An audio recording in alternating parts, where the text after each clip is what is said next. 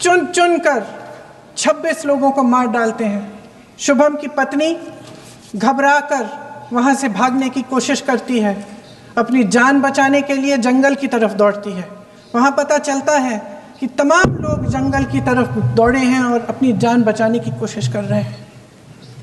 कोई अपने बेटे का हाथ पकड़ के पहाड़ों पर घसीटता हुआ जा रहा है, कोई कश्मीरी घोड़े वालों और गाइडों की मदद लेते हुए चले जा रहा है। कोई रास्ता नहीं है, कोई तरीका नहीं है, लेकिन किसी न किसी तरह से शुभम की पत्नी के शब्दों में किसी ऐसी शक्ति ने हमको बचा कर रखा कि हमें किसी न किसी तरह से हम अकेले नीचे पहुंचे। और मैं उनके लफ्ज पढ़ना चाहती हूं, क्योंकि उन्होंने कहा कि इस पूरे समय जब 1 घंटे के लिए चुन चुन कर भारतीय नागरिकों को मारा जा रहा था, इस पूरे समय उसे एक सुरक्षाकर्मी नहीं दिखा, एक सैनिक नहीं दिखा।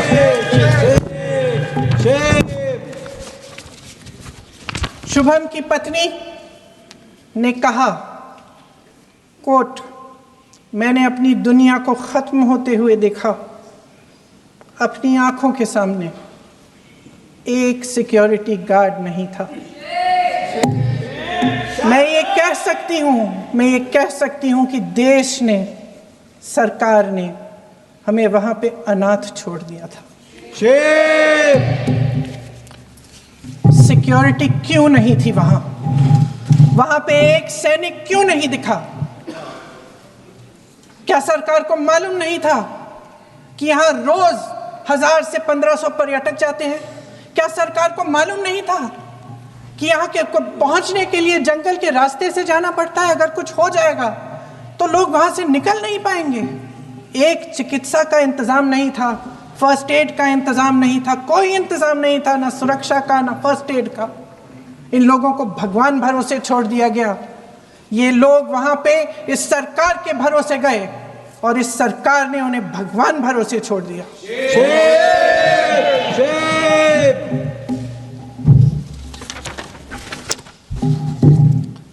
मैं पूछना चाहती हूं, ये किसकी जिम्मेदारी थी? इस देश के नागरिकों की सुरक्षा की जिम्मेदारी किसकी है? क्या इस देश के प्रधानमंत्री की नहीं है? क्या इस देश के गृह मंत्री की नहीं है? क्या इस देश के रक्षा मंत्री की नहीं है? क्या एनएसए की नहीं है? अध्यक्ष महोदय, पहलगाम हमले से सिर्फ 2 हफ्ते पहले हमारे गृह मंत्री महोदय जी कश्मीर गए थे। किस लिए गए थे? जो सुरक्षा की व्यवस्था है इसको देखने के लिए गए थे, इसको रिव्यू करने के लिए गए थे। और उन्होंने वहां कहा कि आतंकवाद पर विजय प्राप्त हुई है। आपने भारत की सेना पर प्रश्न चिन्ह खड़ा किया है।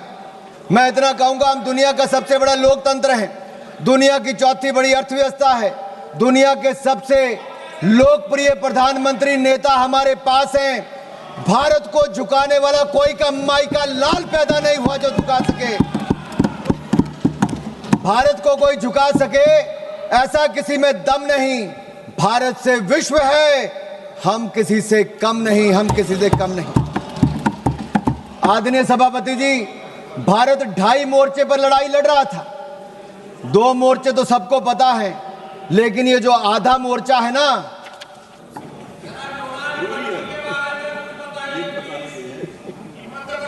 आप पिछले 2.5 महीनों में सोशल मीडिया में देखिए, बड़े संयोजित तरीके से भारतीय सेना भारत के प्रधानमंत्री के खिलाफ घृणा से भरे अपमानजनक कार्टून बनाए। इसी कांग्रेस पार्टी ने अभी भी हंसते हैं। अरे राहुल गांधी जी को सदन में खड़े होकर माफी मांगनी चाहिए, पूरे देश से भारतीय सेना से माफी मांगनी चाहिए। और बाटला हाउस कांड में शहीद होने वाले इंस्पेक्टर मोहनचंद शर्मा को आप श्रद्धांजलि तक नहीं दे पाए, लेकिन आपकी पूर्व राष्ट्रीय अध्यक्ष आतंकवादियों के मरने पे आंसू बहाने वहां चली गई थी।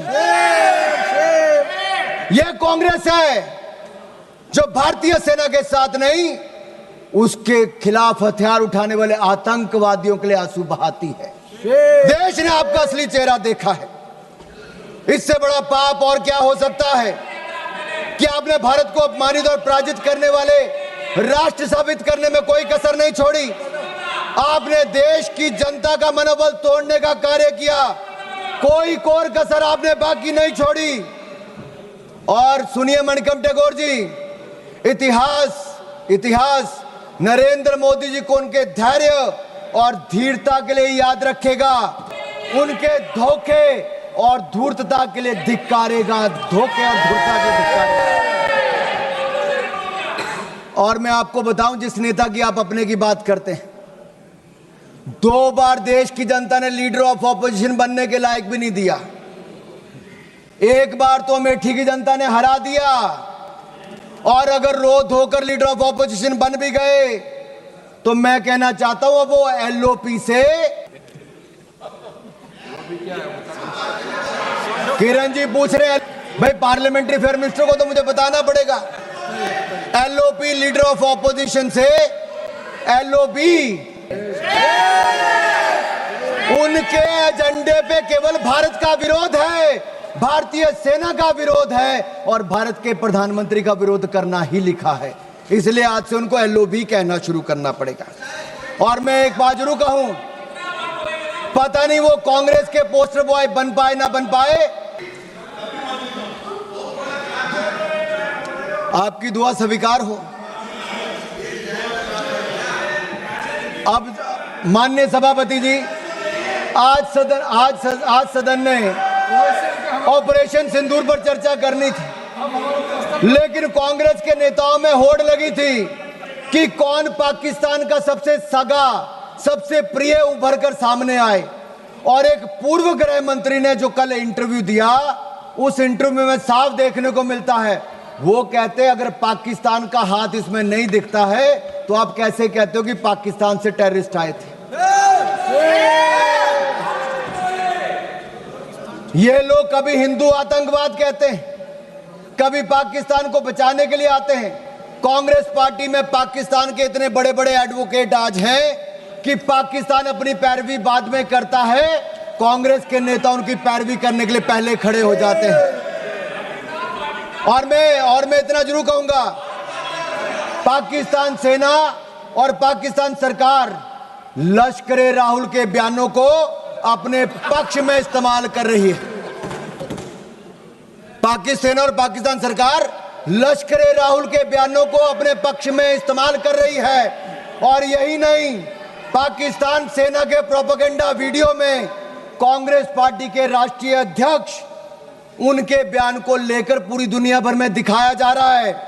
मुझे पहले लगता था इनको दिक्कत मोदी जी से है, लेकिन अब मुझे पूर्ण विश्वास है इनकी दिक्कत मातृभूमि से भी है।